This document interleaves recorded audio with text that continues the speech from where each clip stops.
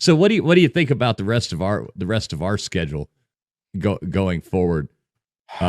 We got what do we got? Duke and then Virginia. Virginia's pretty much a dumpster fire too, aren't they?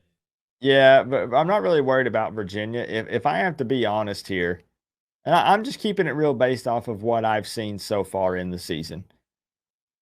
We could very easily lose. Let's see, one, two. We could lose three more games, possibly. Four, from what I'm seeing. Or if I mean, we could, Yeah, we could. I mean, Pitt's going to be tough, in my opinion, to close out the season, especially if we continue to deal with injuries and stuff. We might be shorthanded. Clemson, I talked a bunch of trash in the offseason. I take all of it back. Never mind. That's Valley, like, forget it. I Georgia know. Tech, I don't know. They're on a roll, man. I don't know. Florida State, that's going to be heated. Yeah, we'll come out and sling it, but we can't contain quarterbacks. Jordan Travis is going to run all over the field. Duke next week, I don't know. Virginia probably okay. I Yeah, I mean, know. I'm looking at the same thing, and the fact that we play Pittsburgh after Clemson, mhm, like I wish it was the other way around. I wish we were closing out the season fair. with Clemson. I feel like that we possibly exhaust too much mentally and physically trying to take down Clemson, and we got nothing left in the tank when Pitt rolls into town. Right, exactly. And I think next week against Duke's going to be a big, like if we go out there and win good against Duke, then I think the players will get a little more confidence back in them.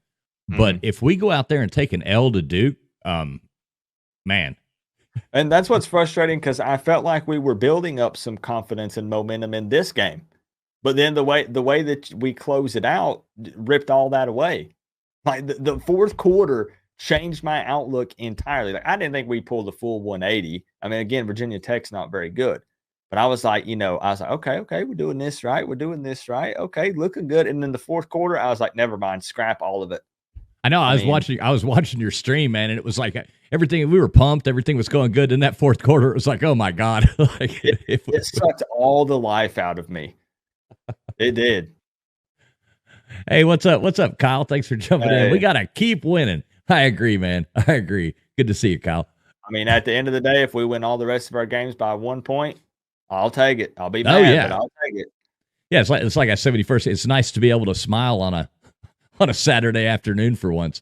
I know the first thing I did when I walked out of the room, I told my wife, I was like, thank goodness I can watch the Tennessee Alabama game in peace. I can watch Clemson and FSU, and I don't have to be all heated and mad. Because last week, I let that ruin my weekend. And I said I wouldn't do that anymore, but I did.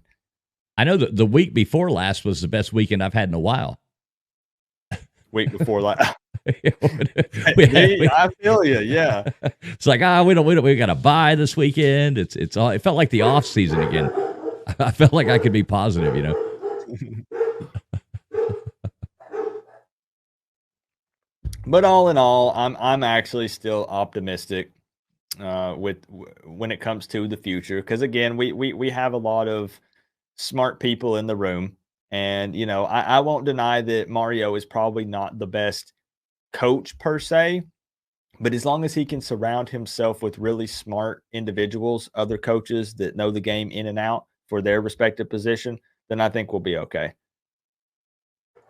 Yeah, I agree. Sorry about the dogs barking in the background. I've got Oh, you're fine. I grew up with dogs all the time, so I'm used to it. yeah. So I agree with you. Though I think the rest of this season, we'll just have to see.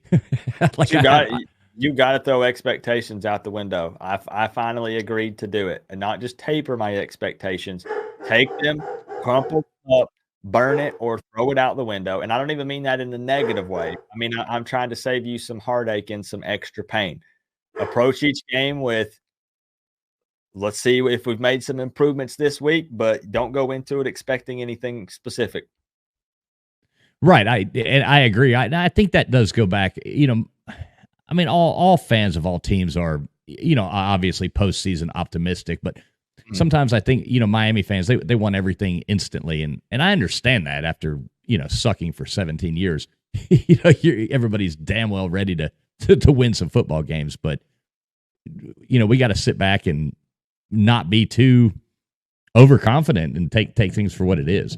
Yeah, and I mean, Canes fans don't want to hear it, but I actually truly don't think it's fair to put 2 decades of frustrations and expectations on Mario year 1. I actually don't think it is, and everyone always makes the argument of, well, he gets paid the big bucks. He's getting like 8 million. He's not getting paid $8 million a year to lose to MTSU. I get it, but that 8 million, you could pay Coop $100 million a year to coach Miami, and that won't instantly equal wins. It doesn't work like that. Right.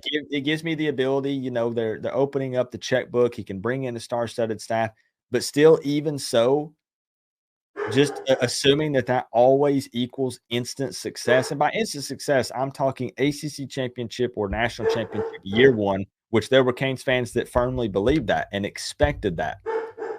And you can't expect that year 1. I think they, again, gotta hold people accountable, set your expectations high, but I still think it's interesting that people are putting all of that frustration on him and expecting it literally right now.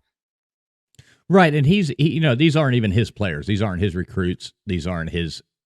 I've said it before. When we go into like Mario's 3rd year, if it's still looking like this, then I'm going to be holding him accountable more. Right, then there is some sort of problem somewhere, like a serious problem.